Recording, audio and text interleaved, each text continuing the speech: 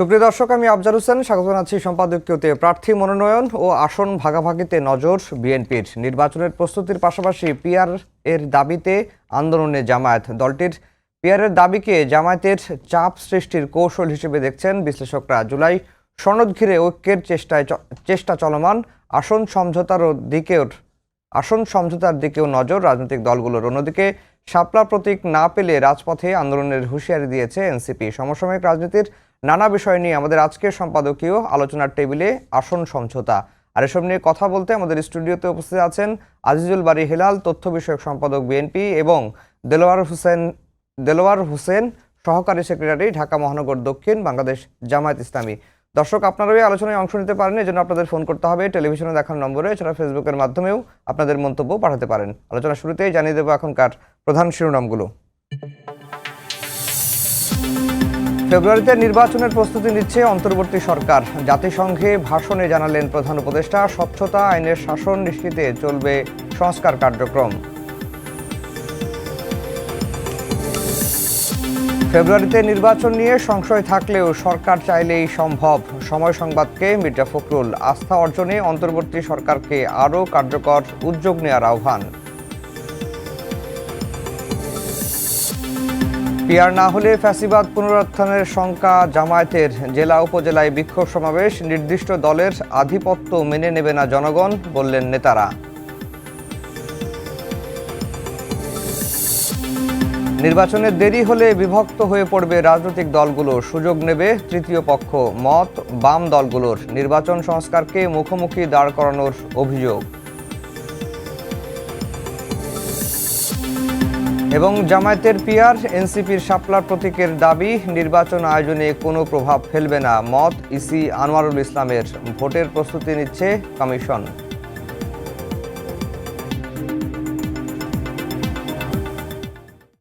দর্শক, শিরোনাম শুনছিলেন। আমরা আজকের আলোচনার বিষয় দিয়েছি আলোচনার টেবিলে আসন সমঝোতা। আজিজুল বারী হেলাল ভাই, আপনাকে দিয়েই শুরু করতে চাই। আজকে জামায়াতের সেক্রেটারি জেনারেল মিয়া গোলাম পরওয়ার একটি কথা বলেছেন যে আগামী নির্বাচনে খুনি, চাঁদাবাজ, মাস্তানদের সঙ্গে নতুন ভোটারদের লড়াই হবে। তিনিও বলেছেন যে যারা অতীতে চাঁদাবাজি করেছে, নানা রকম দুর্নীতিতে চ্যাম্পিয়ন হয়েছে, তাদেরকে এইবার জনগণ প্রত্যাখ্যান করবে। এবং তিনি এই বলেছেন, নতুন শাড়িতে পুরনো বউ আর চলবে না। ধন্যবাদ আপনাকে। পলিটিক্যাল মাঠে এরকম আপনার বাগড়ম্বরপূর্ণ বক্তৃতা, এটা বাংলাদেশের একটা ঐতিহ্যগত, এবং শুধু বাংলাদেশ না, সারা পৃথিবীতেই এরকম আপনার বাগড়ম্বরপূর্ণ বক্তৃতা এবং কৌতুকপূর্ণ বক্তৃতা মানুষ দেয়। এই সমস্ত বক্তৃতা নিয়ে আমি অ্যানালাইসিস করতে চাচ্ছি না, কারণ কি এখন নির্বাচনের মাঠ গরম রাখবার জন্য এবং ভোটারদের দৃষ্টি আকর্ষণ করবার জন্য অনেক কথা বলা হয়। তবে আশার কথা যেটা, যে সংশয় আপনারা সবাই প্রকাশ করছিলেন যে ফেব্রুয়ারি মাসে নির্বাচন হবে না, হতে দেওয়া হবে না, যেমন জামাত ইসলামের পিআর দাবি, এনসিপি শাপলা দাবি, তাহলে বোঝা যাচ্ছে যে এই যে দাবিগুলো, এই দাবিগুলো হলো একটা পলিটিক্যাল ট্রিক্স বা রাজনৈতিক কৌশল মাঠ গরম রাখার জন্য। কিন্তু আলটিমেটলি আমরা নির্বাচনের দিকে এগিয়ে যাচ্ছি, এই কথাটা প্রমাণ হলো। কিন্তু আমার বক্তব্য সরকারের কাছে, সরকার কিন্তু তাকে খুব বেশি কর্ডিয়াল হতে হবে একটি ফ্রি, ফেয়ার এবং ক্রেডিবল ইলেকশনের জন্য। আমরা বিস্ময়ের সাথে এবং দুঃখের সাথে লক্ষ্য করলাম যে 24-এর গণ অভ্যুত্থানের পরে প্রথম যে নির্বাচনটি হলো ডাকসু এবং জাকসু নির্বাচন, এই নির্বাচনকে আমরা রাজনৈতিক দলগুলো স্বাগত জানিয়েছিলাম। কিন্তু পরবর্তীতে যে বিভিন্ন ছাত্র সংগঠন যখন বলল যে এই নির্বাচনের যে সমস্ত ত্রুটি বিচ্যুতি, যদিও নির্বাচনের দিন থেকেই ছাত্র সংগঠনগুলো ত্রুটি বিচ্যুতির কথা বলছে, এবং এখন সেটা প্রমাণ হলো যে বিশ্ববিদ্যালয় কর্তৃপক্ষ যেটা বলছে সেটা ভুল বলছে। যেমন বলেছিল যে নীলক্ষেতে ব্যালট পেপার ছাপানো হয়নি, প্রশ্নই ওঠে না, কিন্তু এখন প্রমাণ হলো যে নীলক্ষেতে ব্যালট পেপার ছাপানো হয়েছে এবং সেখানে ক্রমিক নাম্বারও নেই সেই ব্যালট পেপার, এবং অতিরিক্ত ব্যালট পেপার ছাপানো হয়েছে। তাহলে বিশ্ববিদ্যালয় কর্তৃপক্ষ একটা মিথ্যা বয়ানের উপরে ছাত্রছাত্রীদের যে দাবি ছিল, যেটা একটা মানে ইলেকশন ইঞ্জিনিয়ারিং যেটা হয়েছে, এইটা আমরা খুব দুঃখ পেলাম যে আমাদের 24-এর গণ অভ্যুত্থানের প্রথম প্রহরে যে নির্বাচনটি অনুষ্ঠিত হলো, সেটাকে এই বিশ্ববিদ্যালয় কর্তৃপক্ষ এবং যারা যারা জড়িত তারা এটাকে একটা রিগড ইলেকশন হিসেবে, যেমন 73-তে একটা লিগড আপনার ম্যানিপুলেটিভ ইলেকশন হয়েছিল ডাকসুতে, 73-র পরে বহুবার আপনার ওয়ান আফটার অ্যানাদার বিভিন্ন ইন্টারভেলে কিন্তু নির্বাচন হয়েছে। স্বাধীনতার পরে ডাকসু নির্বাচন একের পর এক হয়েছে বিভিন্ন বিরতিতে। 73 সালের নির্বাচনটা যে ধাপ্পাবাজির বা ম্যানিপুলেটিভ নির্বাচন হয়েছিল, ব্যালট বাক্স ছিনতাইয়ের যে নির্বাচন হয়েছিল, আর এবার 2025-এর নির্বাচনটিও কিন্তু প্রশ্ন রেখে গেল, যেটা একটা ধাপ্পাবাজির নির্বাচন। সুতরাং এই নির্বাচন নিয়ে ছাত্ররা যে কথাগুলো বলছে, বিশ্ববিদ্যালয় কর্তৃপক্ষের উচিত হবে একটা ইনকোয়ারি টিম করে এর একটা যথার্থ তদন্ত করে, যদি গ্রস কোনো মিস্টেক হয় সে ব্যবস্থা নেওয়া, অথবা এর একটা উত্তর দেওয়া। এই জন্য আমরা বলছি যে আগামী যে জাতীয় সংসদ নির্বাচন, এই নির্বাচনকে সরকারকে কেয়ারফুল হতে হবে, ভেরি মাচ কেয়ারফুল হতে হবে। কাউকে আপনি অ্যাডভান্টেজ দেওয়ার জন্য যদি কোনো কিছু করে থাকেন, যেহেতু আমরা এই ডাকসু এবং জাকসুকে আমি বললাম যে এই দুইটা আমাদের কাছে প্রশ্নবিদ্ধ ছিল, আগামী জাতীয় সংসদ নির্বাচনকে যেন ফ্রি ফেয়ার ক্রেডিবল করা হয়, কাউকে যেন কোনো অ্যাডভান্টেজ না দেওয়া হয়। কারণ আমরা বহু দাবি করেছি যে প্রশাসন, পুলিশ প্রশাসনের মধ্যে যে এখনও আপনার পতিত ফ্যাসিবাদের যে সমর্থকরা রয়েছে, এবং কলকাতায় বসে শেখ হাসিনাও বলছে যে এই সরকার অধীনে নির্বাচনটা করতে দেব না, এই সরকারের অধীনে আপনার কোনো নির্বাচন হবে না। সুতরাং তার যে দোসররা প্রশাসনে বিভিন্ন জায়গায় বসে আছে, এবং আমরা পলিটিক্যাল অঙ্গনেও দেখছি যে একটা পতিত ফ্যাসিবাদের সাথে পতিত ফ্যাসিবাদের যে ভোটাররা রয়ে গেছে, জি, নেতারা হয়তো পালিয়েছে, ভোটার রয়ে গেছে না, এই ভোটটাকে অ্যাট্রাক্ট করার জন্য, এই ভোটটাকে তাদের ব্যাগে নেওয়ার জন্য আপনার বিভিন্ন রাজনৈতিক দলের যে কৌশলপূর্ণ বক্তৃতা এবং কার্যক্রম আমি লক্ষ্য করছি, এটা কিন্তু 24-এর গণ অভ্যুত্থানের যে সমস্ত শহীদ আছে তাদের আত্মার সাথে বেইমানি করা হবে এবং তামাশা করা হবে। যদি কেউ কোনো মধুর আতাত করে থাকেন আপনার রাজনৈতিক অঙ্গনের সাথে আতাত, মানে যে বলছি যে পতিত ফ্যাসিবাদের ভোটাররা, সমর্থকরা রয়ে গেছে না, তা তো থাকবেই, স্বাভাবিক, তাদের তো আপনার তাদের ভোটটাকে অ্যাট্রাক্ট করার জন্য 24-এর গণ অভ্যুত্থানের সাথে কোনো রকম ছলচাতুরি করা ঠিক হবে না। অনেক দল আমি দেখলাম এই ভোটটা অ্যাট্রাক্ট করার জন্য, এই ভোটটাকে তাদের পক্ষে নেওয়ার জন্য বিভিন্ন কৌশল অবলম্বন করছে। এটা কিন্তু আমাদের ছাত্র জনতার যে আন্দোলন, সে আন্দোলনের সাথে এরকম যদি কেউ কৌশল নেই, তাহলে কি হবে জানেন? ওই যে দলটিকে আপনারা নির্বাচন করতে দিবেন না, নির্বাচন করতে বন্ধ করবেন, আমরা বলছি যে বিচারিক প্রক্রিয়ার মাধ্যমে তাদের বিচার করতে হবে, কেউ বলছে নির্বাহী আদেশে কলমের খোঁচা। তাইলে হবে কি, ওই দলটা যদি আপনার স্বতন্ত্র ইলেকশন করে, তখন আপনার এই কৌশলগুলো কিন্তু কোনো কাজে লাগবে না, তাকে বরঞ্চ আপনি বেনিফিট দিয়ে দিচ্ছেন, তার ভ্যালিডিটি আপনি প্রকাশ করছেন। দেলোয়ার ভাই, যেই প্রসঙ্গগুলো প্রথমে হেলাল ভাই পিয়ার নিয়ে কথা বলেছেন, এরপরে জাকসু নির্বাচন নিয়ে কথা বলেছেন, এরপরে আওয়ামী লীগের যে ভোটার রয়েছে, ফ্যাসিস্ট আওয়ামী লীগের, তাদের ভোটারের সঙ্গে মানে আতাত করা হচ্ছে, সেই কৌশল অবলম্বন করা হচ্ছে, সেই বিষয়গুলো তিনি এনেছেন। আর যেটি একটি বিষয় বারবারই আজকে দেখলাম একটা মিছিলে আপনাদের যে মুজিবকে নিয়ে স্লোগান দেওয়া হয়েছে, যে সেই বিষয়টিও আপনার কাছে একটু জানতে চাই। ধন্যবাদ আপনাকে। পাশাপাশি আজকের যে বিজ্ঞ সহ-আলোচক, আমার শ্রদ্ধাভাজন বড় ভাই, জাতীয়বাদী ছাত্র দলের সাবেক কেন্দ্রের সভাপতি আজিজুল বারী হেলাল ভাই, যারা আজকের এই অনুষ্ঠানটি দেখছেন দেশ এবং বিদেশে, সবাইকে জানাচ্ছি আন্তরিক সালাম, অভিনন্দন। আসসালামু আলাইকুম রহমতুল্লাহ। আপনি বলছিলেন যে আসলে আজকে পেয়ার বা আমরা 5টা দাবি নিয়ে মাঠে রয়েছি। আপনারা জানেন যে আপনার অভ্যুত্থান, এদেশের মানুষ একটা পরিবর্তনের চিন্তা নিয়ে এগিয়ে যাচ্ছে। হুম। অভ্যুত্থান যে উদ্দেশ্য হয়েছিল, 5ই আগস্টের যে অভ্যুত্থান, সেই অভ্যুত্থানের মূল স্পিরিটটা ছিল হলো নতুন বাংলাদেশ। দীর্ঘ 54 বছরে যে পচা রাজনীতি, যে রাজনীতির সাথে দুর্গন্ধযুক্ত রাজনীতি, যে রাজনীতির সাথে দুর্নীতি জড়িত, যে রাজনীতির সাথে টেন্ডারবাজি জড়িত, যে রাজনীতির সাথে ধর্ষণ জড়িত, যে রাজনীতির সাথে চাঁদাবাজি জড়িত, হুম। সেই পুরাতন পচা রাজনীতিকে ছুঁড়ে ফেলে দিয়ে একটা নতুন রাজনৈতিক বন্দোবস্তের চিন্তা নিয়ে এদেশের ছাত্র সমাজ একটা রক্তক্ষয়ী আন্দোলনের মধ্য দিয়ে জীবন দিয়ে একটা নতুন বাংলাদেশ উপহার দিলেন। 5ই আগস্টের পরবর্তী সময়ে মানুষের মধ্যেও একটা প্রত্যাশা তৈরি হয়েছিল, মানুষের একটা ধারণা তৈরি হয়েছিল যে আমরা ফেসিবাদ থেকে মুক্ত হয়েছি, এখন হয়তো বা আমরা নতুন বাংলাদেশ গড়তে পারব। হুম। কিন্তু সেই বিশ্বাসে কিছুটা হলেও এদেশের মানুষ আশাহত হয়েছে। কারণ 5ই আগস্টের পরবর্তী সময়ে আমরা যে সিনারিওটা বাংলাদেশে দেখলাম, এজন্য পত্রপত্রিকা, মিডিয়া, সব জায়গায় দেশের মানুষের কাছে এটা খুবই স্পষ্ট যে আসলে মানুষের পরিবর্তন হয়েছে, বাট কার্যক্রমের কোনো পরিবর্তন হয়নি। বিগত 16 বছরে যে কার্যক্রমগুলো দেশের মানুষ প্রত্যক্ষ করেছিল, একই কার্যক্রম 5ই আগস্টের পরবর্তী সময়েও আমরা এদেশের মানুষ প্রত্যক্ষ করছে।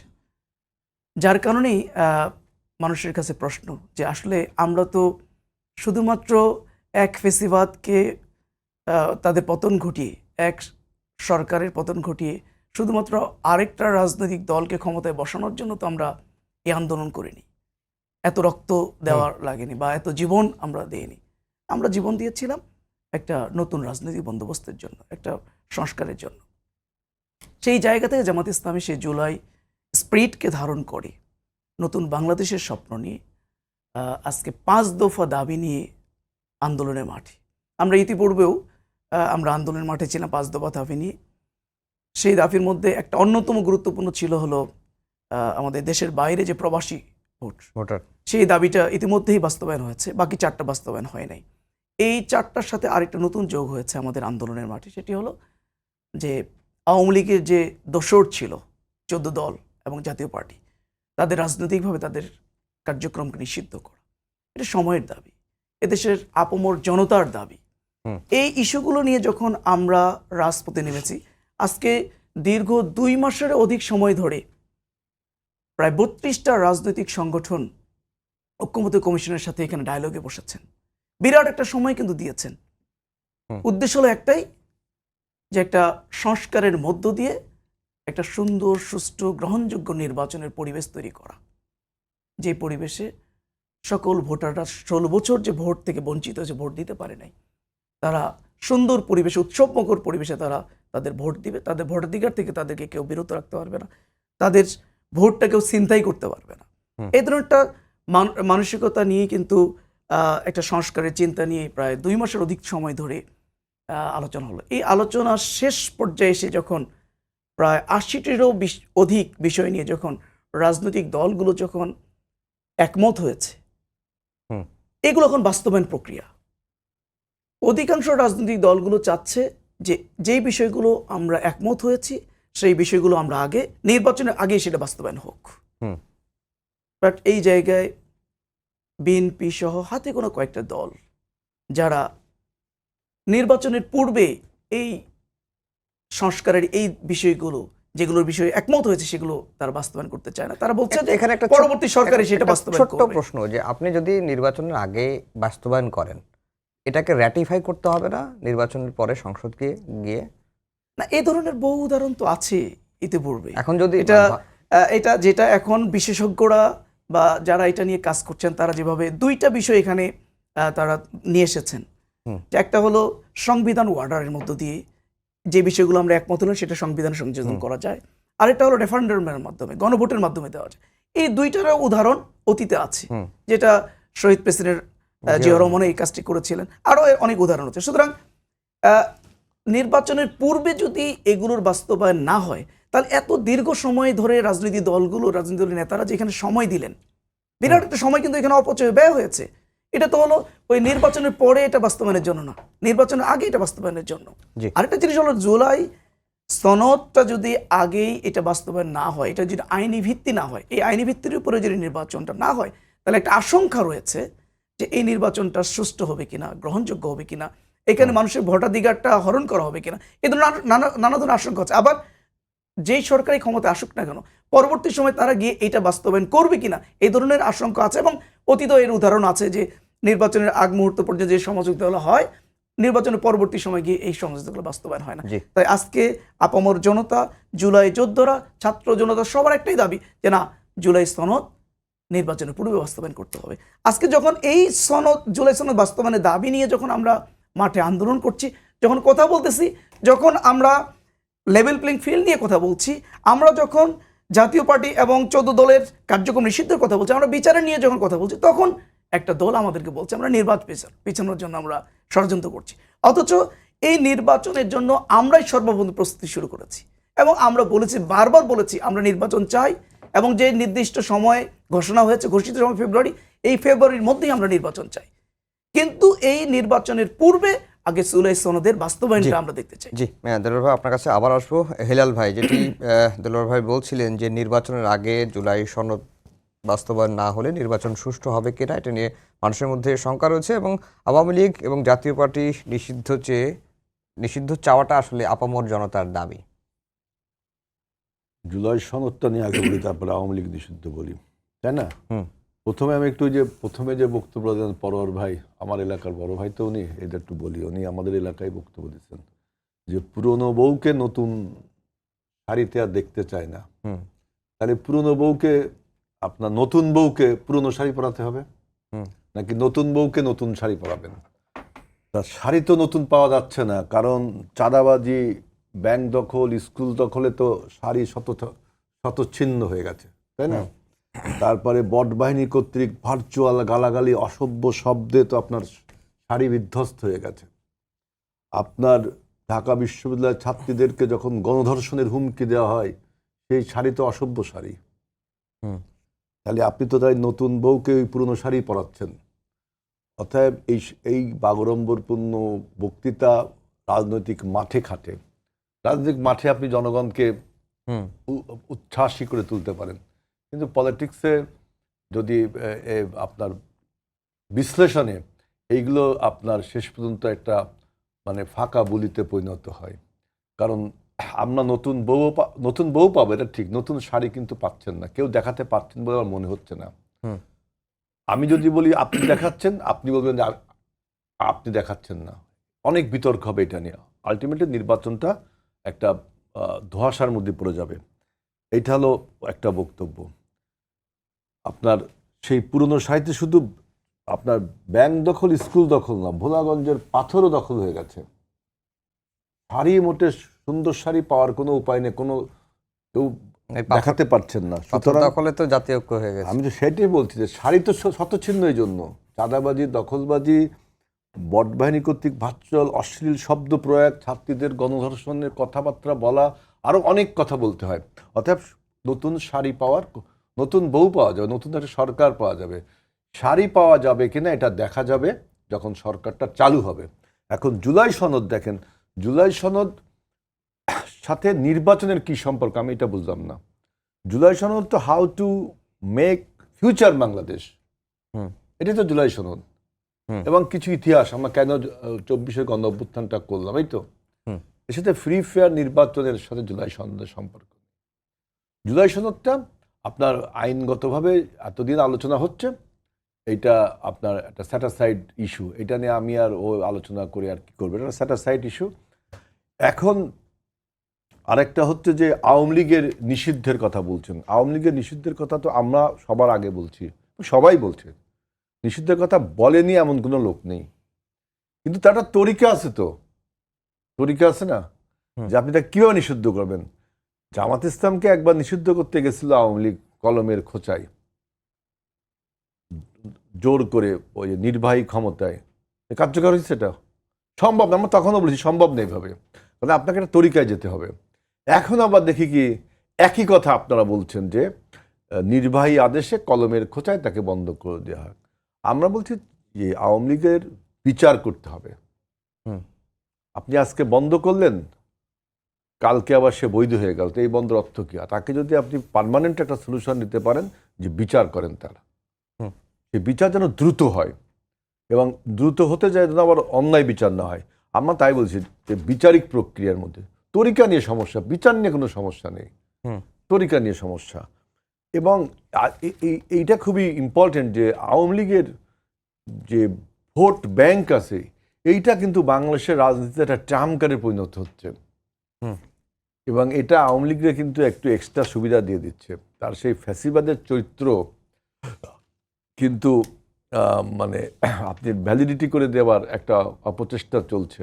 আমরা যদি আজকে এই মুহূর্তে যে 12 মাস এই তর্ক বিতর্ক না চালিয়ে যেতাম, তর্ক বিতর্কের ফলে ফ্যাসিবাদের সমস্ত অপকর্ম ঢেকে যে ফ্যাসিবাদের নতুন একটা বয়ান আপনি টেলিভিশন পত্রপত্রিকায় দেখেছেন, হাসিনার 15-17 বছর ভার্সেস ইউনূসের 1 বছর, এরকম বয়ান দেওয়া হচ্ছে না।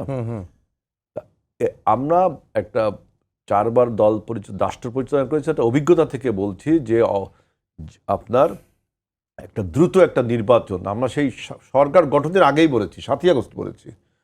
কিন্তু এখন দেখেন প্রমাণ হচ্ছে যে আমাদের কথাটা এখন যে কতটা সত্য ছিল, যে আজকে নির্বাচন যত দূরে চলে যাচ্ছে তত কিন্তু ফ্যাসিবাদের মানে পতিত আওয়ামী লীগের আপনার রাজনীতিটা একটা বৈধতার প্রকাশ পাচ্ছে। আমি দেখলাম, আপনি দেখেন নিউ ইয়র্কে যে ঘটনাটা ঘটলো, আপনি দেখেন সেই জায়গা আপনার সরকারের ভেতরে যে নিউ ইয়র্ক কনসুলেট অফিস তারা কোনো ব্যবস্থাই নিল না যে এরকম ভিআইপি 4টা গেস্ট আসছে, কোনো তারা নিউ ইয়র্কের পুলিশকেও জানালো না। 8 নম্বর গেট থেকে বেরোনোর কথা, 4 নম্বর গেট দিয়ে গেস্টটা আসছে, সেটা দেখি ঠিকই আওয়ামী লীগ জেনে গেছে, তাই না? যদিও জামাত ইসলামও জানছে, হয়তোবা তাহের ভাই তাকে ফোন করেছিল, হয়তোবা তাদের নেতাকর্মীকে, কিন্তু কনসুলেট অফিস কি দায়িত্বটা পালন করলো? তার মানে কি আমরা যা বলছি যে পতিত ফ্যাসিবাদ এই প্রশাসনে রয়ে গেছে, ওই ফ্যাসিবাদ ওই প্রশাসনের লোকজন দেখেন আপনি আমাদের অগ্রযাত্রাকে 24-এর অগ্রযাত্রাকে ঠেকিয়ে রাখতে চায়। কারণ কি, যদি নির্বাচন হয়ে একটা গণতান্ত্রিক সরকার আছে তাহলে এই সমস্ত পরাজিত শক্তি যদি বিচার শুরু হয়ে যায় তাহলে তারা সমস্যায় পড়বে। সবাই তো এই সমস্ত অপকর্মের সাথে জড়িত, এই জন্য তারা একটা আনসার্টেনিটির মধ্যে রাখতে চায় বাংলাদেশকে, যেটা শেখ হাসিনা বলেছে কলকাতায় বসে। সেজন্য আমি বলছি যে আপনারা যত তর্ক বিতর্ক করবেন তত কিন্তু ষড়যন্ত্র করার সুযোগ পেয়ে যাবে। এবং ডক্টর ইউনূস সরকারকেও এটা মনে রাখতে হবে যে আপনি ফেব্রুয়ারি মাসে যে নির্বাচনটা ঘোষণা করেছেন, এই নির্বাচনকে ফ্রি ফেয়ার করবার জন্য কোনো রকম কাউকে যদি অ্যাডভান্টেজ দেন, আমরা কিছু কিছু জিনিস লক্ষ্য করছি, যে কিছু জিনিস আমরা লক্ষ্য করছি, যেমন ডাকসু নির্বাচনটা বললাম, এখনো কোনো সরকারের কাছ থেকে বা যদিও কোনো বক্তব্য পেলাম না। আপনার কাছে আবার আসবো, একটু দেলোয়ার ভাইয়ের কাছে যেতে চাই। অনেকে বলছেন যে বিশেষ করে বিএনপি নেতারা বলছেন যে পিআরের যে দাবি সেটি আপনাদের একটা মানে কৌশল বিএনপির সঙ্গে আসন সমঝোতার বা আসন ভাগাভাগি নানান বিষয়গুলো নিয়ে একটু খোলাসা করেন। আসলে আমরা আগে একটু বলি, আমার শ্রদ্ধাভাজন বড় ভাই যিনি বলেছেন আওয়ামী লীগের নিষিদ্ধের বিষয়টা জামাতের নিষিদ্ধের সাথে একটু তুলনা করেছেন। আমি স্পষ্ট করে বলতে চাই যে জামাতকে যখন আওয়ামী লীগ নিষিদ্ধ করেছিল, সেই নিষিদ্ধ কিন্তু জনগণ করে নাই, তৎকালীন সময় সরকার করেছিল। 2 নম্বর হলো, যেই সময়টাতে জামাতকে নিষিদ্ধ করা হয়েছিল, জামাত কিন্তু গণহত্যা এবং সন্ত্রাসী কার্যক্রমের সাথে সম্পৃক্ত ছিল না। এরপরে নিষিদ্ধ করার পরেও কিন্তু জামাত ইসলামী এদেশের জনগণের সহযোগিতায়, জনগণের পাশে থেকে কিন্তু তাদের সামগ্রিক সাংগঠনিক কার্যক্রমগুলো পরিচালনা করে গেছে। আর আওয়ামী লীগকে নিষিদ্ধ করেছে কিন্তু জনগণের দাবি ছিল আওয়ামী লীগকে নিষিদ্ধ করা। এরপরে হলো আওয়ামী লীগ গণহত্যার দায়ী, এই জন্যই জনগণ তার নিষিদ্ধ চেয়েছে। আর এই নিষিদ্ধ হওয়ার পরে যখন আওয়ামী লীগকে নিষিদ্ধ করা হয়েছে, এই নিষিদ্ধের পরে আপনারা দেখেছেন যে রাস্তায় রাস্তায় মিষ্টির দোকানগুলোতে মিষ্টি বিতরণ হয়েছে। তার মানে এদেশের জনগণ আওয়ামী লীগের নিষিদ্ধ চেয়েছিল। এখানে হেলাল ভাই বলছেন যে বিএনপিও আওয়ামী লীগ নিষিদ্ধ চেয়েছে। এই নিষিদ্ধ যেদিন আওয়ামী লীগকে নিষিদ্ধ করা হলো, তার আগ পর্যন্ত বিএনপি আওয়ামী লীগের নিষিদ্ধ চায় নাই। তারা সবসময় বলেছে যে না, একটা রাজনৈতিক দলকে নিষিদ্ধ করার মধ্য দিয়ে কোনো সমাধান নয়। তারা বলছেন নিষিদ্ধ নির্বাহী আদেশে নিষিদ্ধ করার যেদিন নিষিদ্ধ হলো সেদিন রাতে তারা একটা স্টেটমেন্ট দিয়ে এই নিষিদ্ধের সাথে তারা একত্র ঘোষণা করেছে। এখনো যদি এই যে উখিয়ায় আজকেও একটা জায়গায় উখিয়ার একজন বিএনপি নেতা জামাল হোসেন তিনি বলছেন বিএনপি আওয়ামী লীগ জাতীয় পার্টি ভাই ভাই, ধানের শীষে ভোট চাই। এই যে এখনো কিন্তু আওয়ামী লীগকে নিয়ে তারা স্বপ্ন, মির্জা ফখরুল ইসলাম আলমগীর সাহেব উনিও কিন্তু যে ইয়ের সাক্ষাৎকারটা দিয়েছেন সেখানেও কিন্তু তিনি আওয়ামী লীগকে নির্বাচনে চান। যেখানে দেশের মানুষ আওয়ামী লীগকে গণহত্যার দায়ে অভিযুক্ত করার কারণে তার আওয়ামী লীগকে নির্বাচনে চান না, আওয়ামী লীগের যারা দোসর ছিল তাদের যারা সহযোগী ছিল তাদেরকে নির্বাচনে চান না, এ দেশের ছাত্র সমাজ সেটা চান না। এই ছাত্র সমাজের এই চাওয়ার বিপরীতে গিয়ে বিএনপি যখন বারবার আওয়ামী লীগের পক্ষ অবলম্বন করছে, আওয়ামী লীগকে নির্বাচনে আনার জন্য যখন চেষ্টা করছে, এটা এদেশের মানুষের সাথে বিশ্বাসঘাতকতা হয়, এটা এদেশের ছাত্র সমাজের সাথে বিশ্বাসঘাতকতা করায়, এটা জুলাই গণঅভ্যুত্থানের শহীদ এবং আহত পঙ্গুত্বকরণকারী ভাই বোনদের সাথে বিশ্বাসঘাতকতা করা হয়। সুতরাং এই কাজটা থেকে বিএনপি এখনো উচিত ফিরে আসা, যে আওয়ামী লীগকে নো আওয়ামী লীগ এই মুহূর্তে তারা বিগত কিন্তু আমি 16 বছরে আমি দুইটা উদাহরণ দিই। আজকে একটা ভিডিও ভাইরাল হয়েছে যেখানে জামাতের সমাবেশে যোগ দেওয়ার সময় স্লোগান হচ্ছে যে আমরা সবাই মুজিব সেনা, ভয় করি না বুলেট বোম। লক্ষ্মীপুরে জামাতের আমিন বলছেন যে যারা ক্লিন ইমেজের আওয়ামী লীগের তারা জামাতের পতাকা তলে আসতে পারেন। এটাও তো বন্ধ করতে না, হবে। ঠিক আছে, আপনি যেটা বলেছেন অবশ্যই সকল দলের মধ্যে এই ধরনের আওয়ামী লীগ, ছাত্রলীগ, যুবলীগের সন্ত্রাসীদের অনুপ্রবেশ ঠেকাইতে হবে। কেউ কেউ একটা দলের ইমেজ নষ্ট করার জন্য একটা মিছিলের মধ্যে ঢুকে যেতে পারে, এটা দায় দায়িত্ব কিন্তু একটা পর্যায়ে ওই দলের উপরে পড়ে। এই দলের উপরে যেন এই দায় দায়িত্বটা না আসে এই জন্য সতর্ক থাকতে হবে। যদি এই ধরনের কেউ ঢুকে পড়ে, যদি এই স্লোগানদের সাথে সাথে তাকে আইডেন্টিফাই করে তার ব্যাপারে ব্যবস্থা নিতে হবে, তাকে ধরে দিতে হবে পুলিশে। এটার সাথে আমি একমত। তো এরপরে হলো দেখুন যে আমাদের ডিইউতে ভাই বললেন যে ধর্ষণের হুমকি কারা দিয়েছে, এটা ভাইও জানেন যে ঢাকা বিশ্ববিদ্যালয়ে ছাত্রীবন্ধের ধর্ষণের হুমকি কারা দিয়েছে, কারা ওখানকার ছাত্রীবন্ধের চরিত্র হরণের নানা ধরনের প্রপাগান্ডা করেছে, কারা ওই যে সিলেটের পাথর কারা দখল করেছে, এটা তো একবারে এদেশের সকল মানুষ জানে। এরপর স্কুল কলেজ সহ বিভিন্ন দোকানপাট ব্যবসা বাণিজ্য কারা দখল করছে, এটা কিন্তু এদেশের মানুষের কাছে খুবই স্পষ্ট।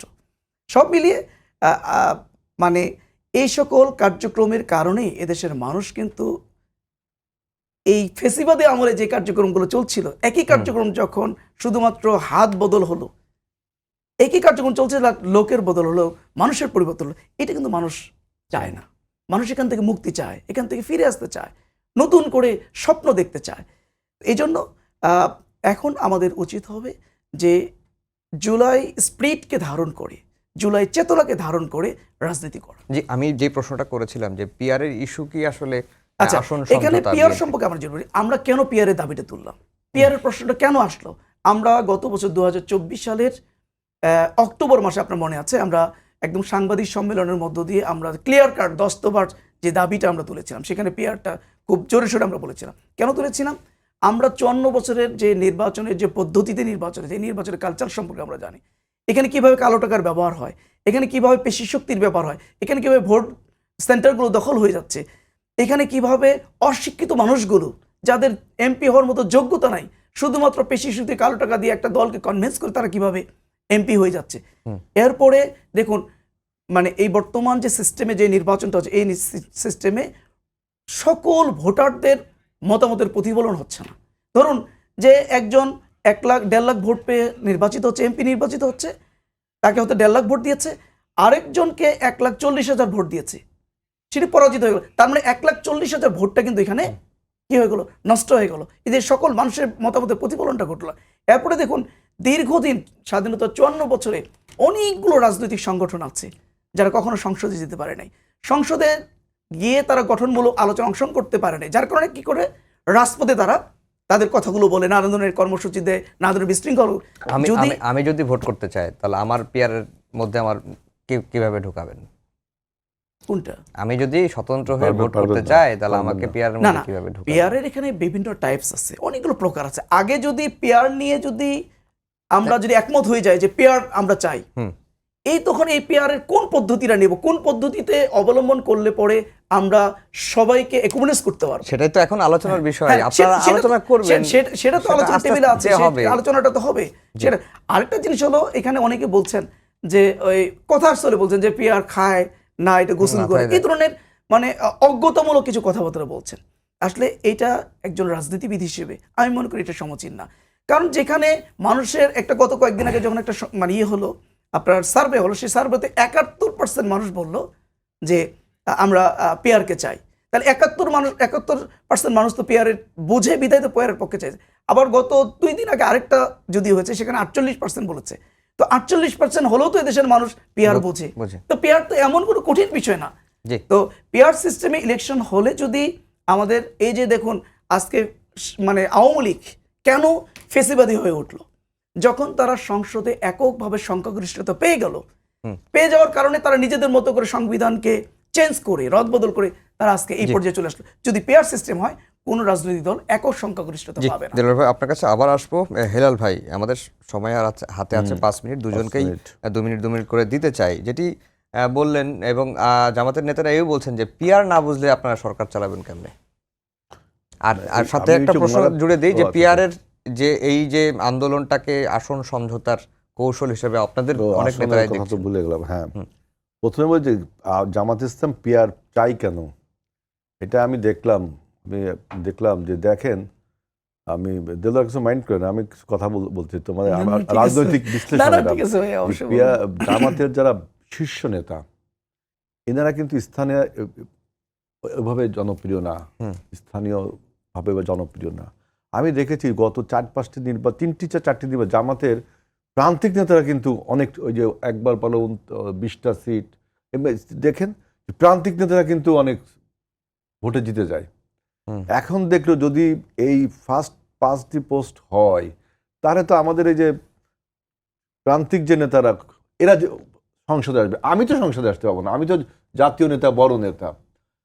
পিয়ারের ফলে হচ্ছে কি, আপনি ওই প্রান্তিক নেতাদের জনপ্রিয়তাকে আপনি আপনার জনপ্রিয়তা হিসেবে দেখাতে পারছেন। এটা একটা পলিটিক্যাল ট্রিক্স বড় বড় পার্টিগুলোর, যেহেতু তাদের বড় বড় নেতারা এলাকায় আপনার অত জনপ্রিয় না।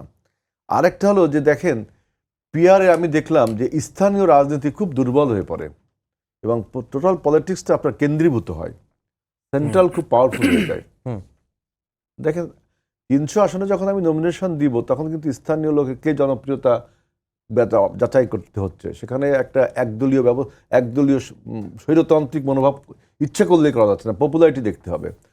এখানে আপনি একজন ব্যক্তিগত দলীয় প্রধানকে আপনি একদম স্বয়ং সম্পূর্ণ করেছেন, তার হাতে সমস্ত ক্ষমতা, যে কয়টা সিট পাবে তিনিই লিখে দেবেন কে পাবেন। এই যে মানে কেন্দ্রীয় রাজনীতি কেন্দ্রীভূত হচ্ছে আর স্থানীয় রাজনীতি দুর্বল হবে। আরেকটা কৌশল জামাতের, এটা নিয়ে সিট বাড়িয়ে নেওয়ার একটা কৌশল। কারণ জামাত সাধারণত আমরা ইতিহাস লক্ষ্য করি 20টা-25টা সিট পেয়েছে, তাই না? তো এবার যদি তারা লক্ষ্য করে যে এই পিআর পদ্ধতি বলে আমাদের সিট আরও কিছু বাড়বে, এটা একটা কৌশল হতে পারে সিট বাড়িয়ে নেবার জন্য। আরেকটা কথা বললেন যে এই পিআরের ফলে নাকি সুষ্ঠু নির্বাচন হবে, কালো টাকার প্রভাব হবে না, তারপরে দুর্নীতি হবে না, ভোট সেন্টার দখল হবে না।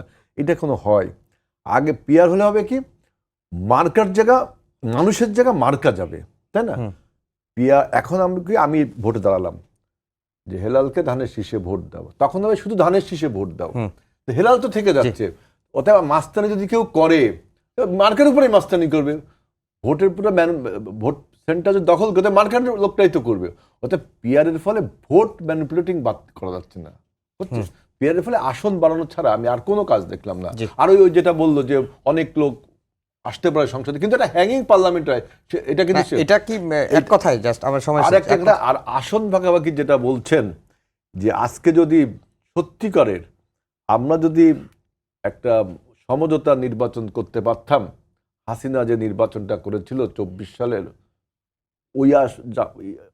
ওই নির্বাচনটা আমরা করতে পারতাম, যে জামাতে কিছু সিট, আমরা কিছু সিট, আরো উন্নত কিছু সিট, এই যে আসন এইটা করে দেখতেন, এই যে ভালো ভালো কথা, পিয়ার, নতুন বউ, পুরো নতুন শাড়ি, কিছুই আসতো না, সবাই এমপি হওয়ার জন্য।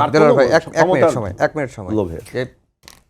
জি, হেলাল ভাই যেটা বলেছেন, আসলে আমি হেলাল ভাই অনেক অভিজ্ঞতা সম্পন্ন মানুষ। আমি হেলাল ভাইকে বলতে চাই যে আসলে এমপিদের কাজটা কি? এমপিদের কাজ কি? রাস্তা সংস্কার করা, মানুষের জনপ্রিয়তা নেই, তারা এমপি হয়ে রাস্তা সংস্কারের কাজ করবে, বিল্ডিং এর কাজ করবে। এমপির কাজ তো হলো আইন প্রণয়ন করা, দেশের মানুষের জন্য ভালো কাজের পরিকল্পনা গ্রহণ করা, প্রেসিডেন্ট নির্বাচন করা, বিভিন্ন কমিটিগুলোতে থেকে কাজের তদারকি করা। আর রুরাল কাজগুলো যারা জনগণের সাথে ইন্টারেক্টেড, তারা হলো লোকাল জনপ্রতিনিধি, মেম্বার, চেয়ারম্যান, উপজেলা চেয়ারম্যান, তারাই কাজগুলো করবেন। সুতরাং এমপি যখন পেয়ার পদ্ধতিতে হবে তখন আসলে যারা এমপি হওয়ার মতো যোগ্য, যারা আসলে সত্যিকার অর্থে আইন প্রণেতা, যারা মানে আইন প্রণয়ন করতে পারবে, রাষ্ট্রকে এই ধরনের মানুষগুলো, ক্রিম লোকগুলোই কিন্তু সংসদে আসবে। ঠিক আছে। আরেকটা ভাই বললেন জনপ্রিয়, জামাতের কেন্দ্রীয় নেতারা জনপ্রিয় না, কে বললো? ডাক্তার সৈয়দ আব্দুল মোতাহের বিন নায়েবে আমির, উনি এমপি ছিলেন। আমাদের সেক্রেটারি জেনারেল গোলাম পরোয়ার ভাই, উনিও এমপি ছিলেন। আমাদের রফিকুল ইসলাম খান ভাই, সেই আওয়ামী লীগ সরকারের আমলে বিএনপি আওয়ামী লীগকে বিট করে। তো এইভাবে কিন্তু আমাদের প্রত্যেক নেতা কিন্তু মানে রুরাল মানে লোকালি মানে সংসদ সদস্য হওয়ার মতো যোগ্য তারা ভোট পাবেন। সবাইকে ধন্যবাদ জানিয়ে শেষ করছি আমাদের আজকের সম্পাদকীয়। আগামীকাল আবারও দেখা হবে একই সময়ে। শুভরাত্রি।